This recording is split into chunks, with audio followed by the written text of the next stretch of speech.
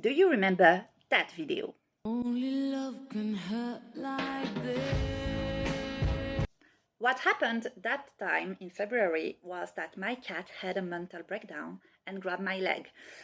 Now, it had healed completely after 23 days. I know that because I ran a little experiment because I have Ehlers-Danlos syndrome, hypermobile type.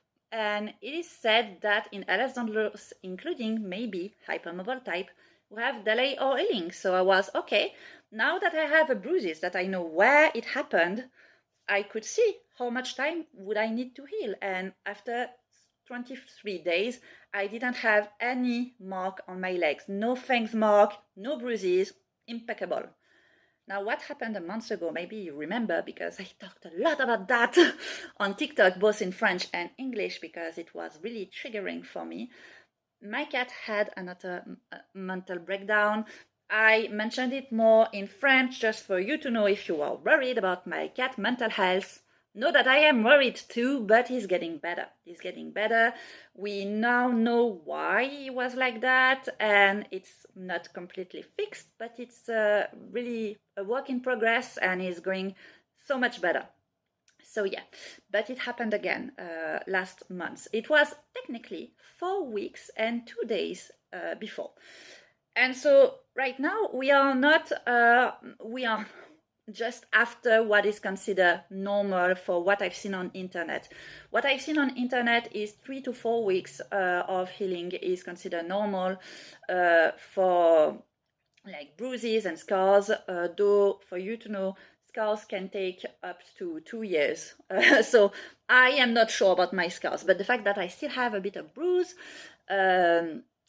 makes me think that maybe this time it's taking my body longer to heal. And I think it's really interesting. So I'm gonna show you pictures of how it is now. I'm not gonna show you the pictures of what it was just after the incident because it might be really triggering. Those are still pretty much there. I still have bruises, I still have scars, but they are clean. Basically, I think they're okay, but I know it can be triggering, so that's why I emphasize on this. Also, no, most of the attack happened on my foot. So if you have a problem with feet, if you also have a problem with hairs, because I will be showing also my leg who has hairs, and you can't see that, don't look at the screen. So yeah, here's the pictures. So we start with the rest of the bruises and the fangs mark on the leg where it happened the last time. So now we go down on the leg, you can see the bruises and the scars. It's getting worse as we go down, and that's under the foot. You can't see really well, but you can see a little bit. And that was the worst part, especially the 2 little marks on the top. It's still a bit... So yeah, now I think I am just after what is considered normal healing. Not really sure. It depends on people.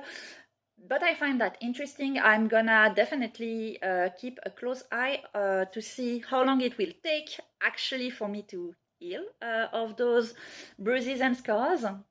I'm still like treating them with stuff to help for healing, like arnica and another plant that I don't remember the name because French is my main language. So sorry about that and sorry about my accent, but you probably picked that up.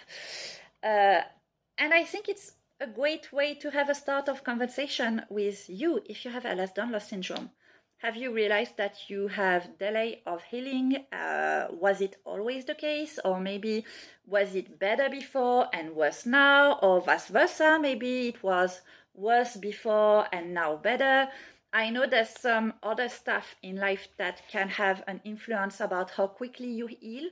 I recently learned that people who smoke have most of the time like delay of healing. They can have other like physical cardiovascular issues with bruises and stuff like that, which is logical, but for some freaking reason I didn't realize. Now I don't smoke, but that might explain why my sister and my mom has so much more vascular issues that I have, even though we are the same family and with the same type of EDS. But also we know that even inside the same family and inside the same type, people can be very different with their symptoms. So that's why I think it's a great conversation to have with you guys. So if you want to share your story, please do. I wish you lots of spoons. You probably need them because you have Ehlers-Danlos syndrome. Or maybe you have another condition with delay of healing, and I would love to learn about it. I love to learn about other stuff. So if you want to info dump about stuff, go shine. I love that. And also remember that I'm trying to help a kiddo with cephalosporin EDS who is trapped in Gaza. And if we reach the goal of 30,000 on his ink, I plan to make videos about my cat's mental health, especially what I learned with someone like who can communicate with cats, like have an actual discussion with the cat. That's how I know why he acted like that, and that's how we found solutions, and that he's feeling better now. So if you are interested to know more about my beautiful cat that you might see a lot on my page, if you are able to, consider to give a little something to Yusuf's family. Okay, bye.